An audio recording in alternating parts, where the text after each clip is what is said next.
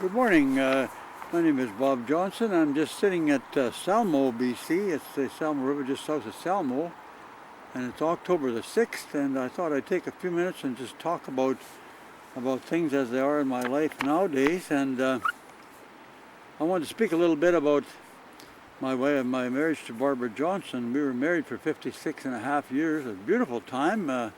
We had a lovely marriage and two beautiful sons. We had Lloyd and Glenn, and they've got some grandchildren and wives, and so the family tree goes on. And about 4 years ago, Barb and I were parked out at Midway, BC, and we were having a bite of lunch in our motorhome. We'd been motorhoming for 25 years, and we're having a bit of lunch there, and she coughed up, and blood started pouring out of her nose and out of her mouth, and there was something really bad going on. So I rushed her over to Grand Forks, and they took a quick look at her and called in the x-ray tech, and they x-rayed and found there was something going wrong with one of her lungs. So she was coughing up about a cup of blood every half an hour. So the ambulance was called, and they took her over to Trail. And the next morning I drove to Trail. The ambulance came and picked her up at Grand Forks, and I drove over to Trail with the motorhome the next morning, and she was in the emergency ward there, still coughing up blood. And the doctor there, he called Kelowna and talked to Dr. Foster, the lung specialist, and they put her on a plane and flew her over to Kelowna. And then I drove the motorhome to Kelowna and drove to the hospital at 6 o'clock in the afternoon. And they already had the repair done. What had happened, pardon me, a small vein in her lung had popped, and raw blood was squirting inside of her lung, so she was coughing up her own blood. So they got that repaired. She was there a couple of days. And then we took her home by ambulance. They took her back by plane, and she was in Nelson for about a week and then came home. But after that period of time, her life started going downhill. She started losing oxygen. She couldn't operate without oxygen anymore, so they put oxygen on her. And then we spent 3.5 years of going in and out of the hospital, back and forth, and every once in a while she'd pass out on the floor and running out of oxygen and fainting and coughing up blood. And the day that she passed away was on June 11th, 2018. We were sitting having breakfast at the house, and I said to her, we got to go to the hospital to have a blood test, because the doctor was monitoring her blood. So we went up to the hospital. She was in a wheelchair, so I put her in the car and took her up to the hospital, and we're sitting there waiting to go into the lab, and she looked at me, and her eyes were really bright blue, and she said, I got a little pain in my chest, and she folded over in the wheelchair, and I tried to set her up. I tried to raise her up in the wheelchair, and she wouldn't wake up. So I quickly rolled her into the emergency ward, and within 2 minutes, the doctor said that she was gone. She had a massive stroke heart attack.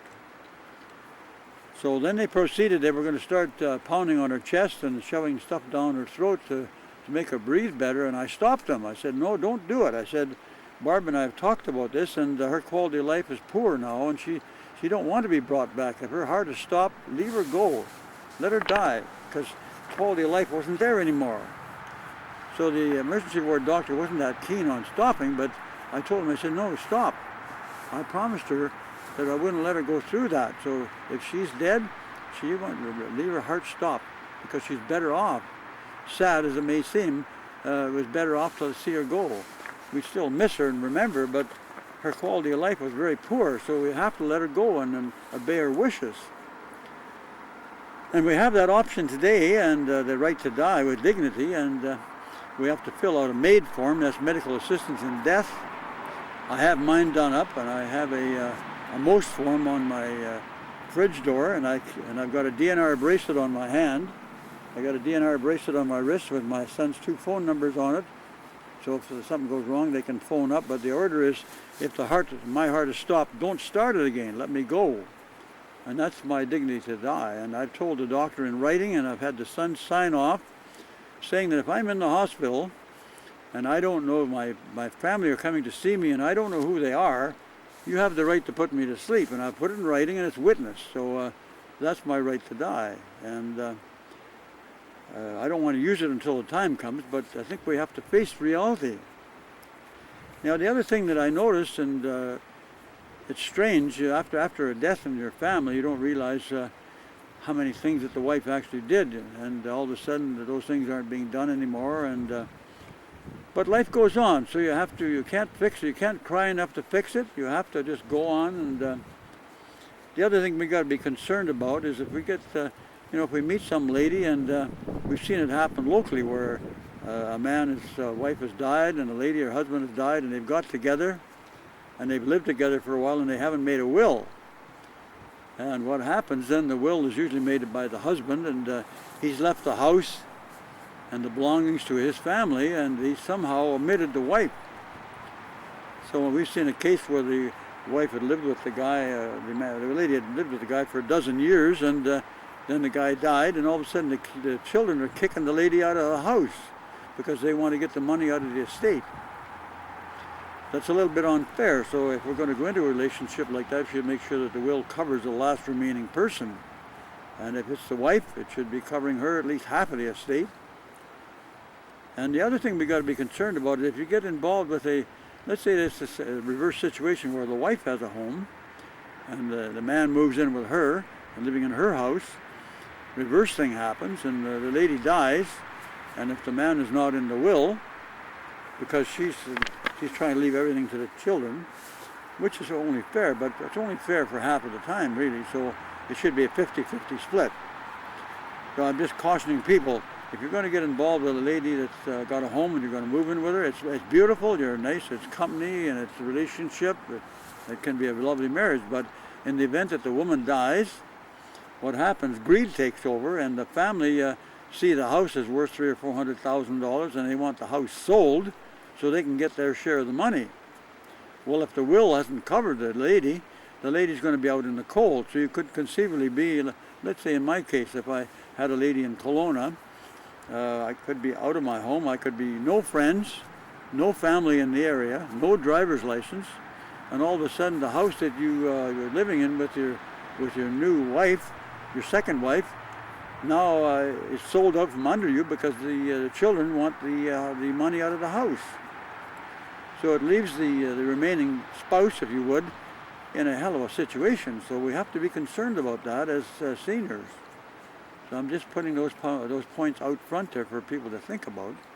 And the other thing that I noticed is like after 56 and a half years, things have changed. So you all of a sudden your wife dies and you say, well, geez, I'd like to get somebody else. So after a year or so of mourning, you find another person. But you realize that they might be the same age, but everybody's at a different degree of mourning. So you may find that the lady's husband's been dead for 4 or 5 years, and you've been dead or your wife's been dead 1 or 2 years. But everybody's at a different stage. So even though you think that you know what the mourning process is like by using your own self as a guide, it really doesn't work that way because the other person hasn't really totally grieved yet. So when you try to date the person or try to make friends with them, they're sometimes still attached to their former husband, and they're saying things like, oh, I couldn't really go out with you or go date you because my husband's coming back tomorrow. Well, that's a mental thing going on, because once your husband or your wife is gone, they're physically gone from the earth. And you can't touch them anymore. You can't hold hands, or you can't do any of the emotional stuff anymore at all. You can look at the pictures, you can talk to their ashes if you like, or go to the grave site and look at the grave and talk to the grave, but you can't touch them anymore. The emotional touching thing is all gone. So if anybody's thinking that their husband's going to be returning or the wife is going to return, it isn't going to happen. They can return in your mind. Like we've got a whole bunch of videos and we've got some nice photographs of my wife and all the happy times. So anytime I get lonesome or I feel a little bit down, I can go back and open up the album or go to a video and I can relive all those moments again because they're recorded in history. But as far as the actual physical touching or kissing or holding hands or anything like that, it ain't going to happen. So we have to adjust our thinking around that. And it's hard to do after that many years. You've had that physical connection, and it's really hard to let go. And it's really hard to realize that when you get together with a person your age, even though you think that they may be at the same state you are, it doesn't happen. Because everybody's at a separate state of grieving. Some are grieving 1 year, some are grieving 5 years. Some people, even after 20 years, haven't let go of the fact that their wife is dead. and it's a painful experience. So I wouldn't wish that on anybody. But we also have to appreciate the fact that we can look back and remember all the good times and all those beautiful memories and the good years and relive those experiences and move on with our lives. And if you want to fly an airplane, or you want to go around the world, or ride a bicycle, or drive a truck, or whatever you want to do, the world is wide open to you to do that. And I would encourage people to do any of the things they want to do, and realize that there's no use sitting around moping and crying, because you can't cry enough to fix it. And those are just some thoughts, and I would encourage people to get their final plans in order so that their families have everything in order for them, and well, have yourself a nice day.